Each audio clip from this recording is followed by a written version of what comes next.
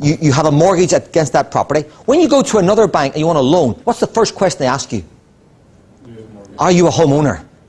You say, oh yes, but you're not a homeowner. The bank owns your home. They own 125% of your home.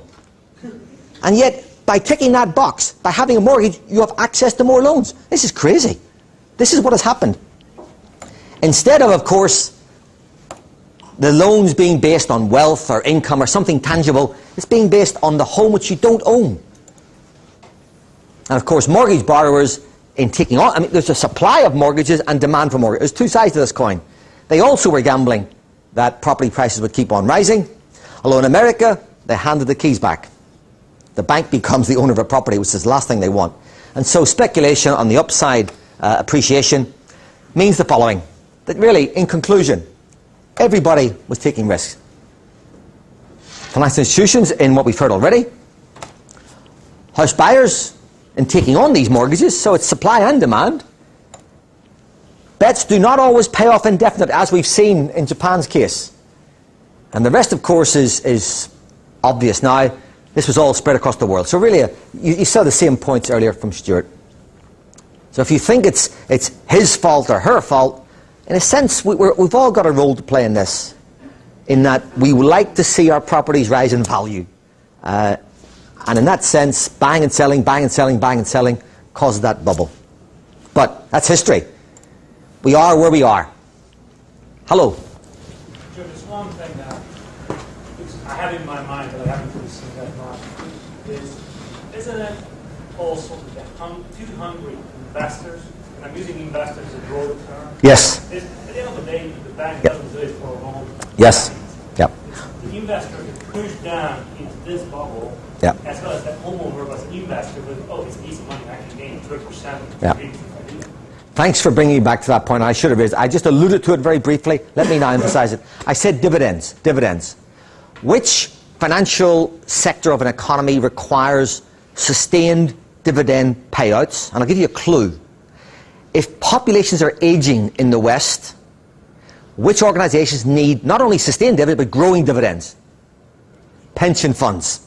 And that's your point. That the hunger for dividends has also been driven by the fact that we have a pension crisis building up in the West. And many other parts of the world, particularly the West. And you're right. Absolutely correct. This hunger for value. And we have not solved that problem. In fact, we've now got a crisis, even bigger crisis than we had before the last 2 years. So thank you. So let's look at the global economy generally. I've just tried to capture all the main sort of reports that are coming out to give us a sense of consensus at the moment. So the good news is this so-called perfect storm has passed over. We can breathe a small sigh of relief. The worst has abated, thank goodness, in the last 3 months only. This is really on a tenterhook, but we believe the worst has passed over. The confidence indicators around the world are showing recovery.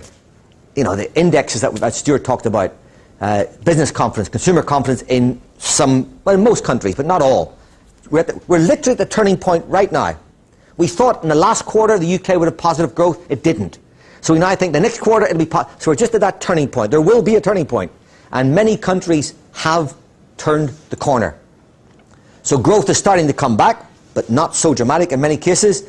And financial markets have improved. Okay, the stock market is only one indicator. I'm not going to exaggerate that. That's future profitability. I mean, if you can't make profits at the moment, if the banks can't make profits, then they shouldn't be in business. They've widened their margins. They're very risk averse. They've got people hungry for loans, so they're doing very well, and they will do very well, and many other organizations. But sentiment has improved. That extreme, that credit crunch is beginning to diminish week by week. Still a long way to go, of course. The other global phenomenon is global inflationary pressures have been really almost non-existent globally. And the reason is very obvious. The scale, the extent of spare capacity that is built up in this recession has created, so much capacity that even companies, as they start to produce again, there's no pressure on wages and other costs at the moment. Now, that's a hint about the future, of course. There will be a short-term rise in inflation in the coming year. for oil price reasons. Just to segue from that, how much was this I still sort of have a belief that a lot of this was company-driven, meaning that the companies use this crisis in order to clean house. They always do. Exactly. In every recession. But how much of that can be attributed to coming out? I wouldn't consider it. This is not just a short-term blip where companies want to clean out their workforce. This has been structural. This is structural. But you're quite right. In every recession, we get rid of quote-unquote surplus workers. Maybe we shouldn't have had so many in the first place. So there will be an adjustment, as always. No question. But this one is structural. This one is severe. But we're coming out of it. The spare capacity has been significant. And of course, the inflationary pressures at the moment are fine, but they will be coming back in the future at some stage. Having said that, central banks are not stupid. Well, sorry, most of them aren't stupid. Central banks know that the scale of liquidity that they've injected will at some stage start to create inflation. They know that, which is why in the coming year or so, or 2 years, they will start to siphon off that liquidity. And there's the danger of the double dip. They will not turn the taps off too quickly because we're not yet on a sustainable growth path. It's going to be very finely balanced, month by month by month. There's no sign of it being turned off yet, by the way. But they will at some point in the future. US economy, let's say a few words about that. Officially, the recession ended in Q3. And actually, quite surprising. The growth that the US reported in Q3 on an annualized basis is equivalent to 3.5%, which would put America back on its solid long-term trend over the last 15, 20 years. Maybe even a bit higher than the trend, actually. Of course, that may not be sustainable. For the reasons I've said, the taps may be turned off, taxes have to go up and so on. Will be going up, are going up. But this was accepted. This is well above expectations, and of course, stock market has reacted very positively on the back of that. Of that 3.5%, 2.4 percentage points were the consumer. Again, not too surprising. If you remember, they've got this so-called cash for clunkers, the scrappy scheme for cars.